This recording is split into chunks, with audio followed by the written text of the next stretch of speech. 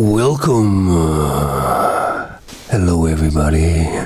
And it's another beautiful day in Disneyland. So I think that Martin Scorsese, and yeah, that's the way to say his last name, is a pretty smart man. Now, he's made some really good films. Not all have been great, but most of them have been damn good. He certainly knows how to tell a story and to get you interested in the people in the movie. So I guess it would follow that he's a pretty smart man. He seems to upset quite a few people and saying that Marvel movies is not cinema.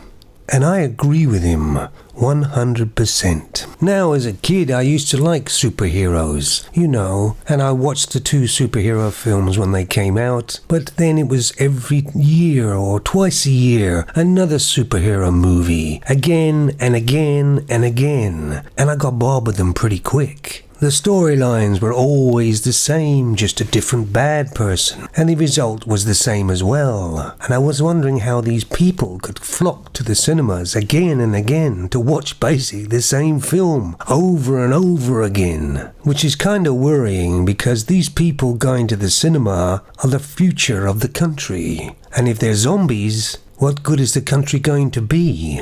Anyway, Martin Scorsese said they're more like theme parks. He reminds him of theme parks, their movies. And he's right. Take a look at the superhero movies. Just watch them for a bit and you'll get CGI, you'll get small pieces of action scenes CGI'd, sort of edited together at different angles. And that's what you'll get. And there may be a close-up of a person saying some quick thing and then it's back to the CGI. That's all it is. So it's a visual thing, certainly not a movie. I remember those films. You used to be able to put those 3D glasses on and go watch them, But they only lasted a little bit. How could they keep your interest year after year? To me, I think it's just lazy filmmaking. And that really pertains to all the films coming out, or have been coming out for the last few years. They're just not really movies. Because they're garbage, aren't they? Let's be honest.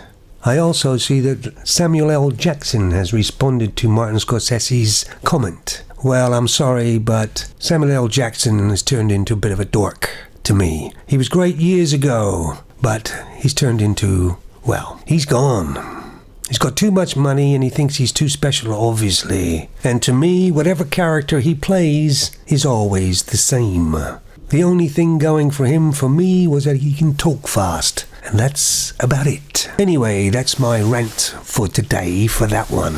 But let me talk about something else. Don't go away. I was thinking of doing an experiment, right? And I'd like you guys out there to tell me what you think would happen. Now, what it is, you get a small town, not too big, not too small. And you would make it so no smartphones or iPhones would work in that town. The landlines would work fine. TV would work fine. Radio would work fine. But there's no smartphones or no internet either. And there's plenty of food and supplies in this town, so there's no reason and you're not allowed to leave for 7 days. What do you think would happen in this town? Obviously, I think you might need the army to surround the town, because I think things would get a little bit hairy.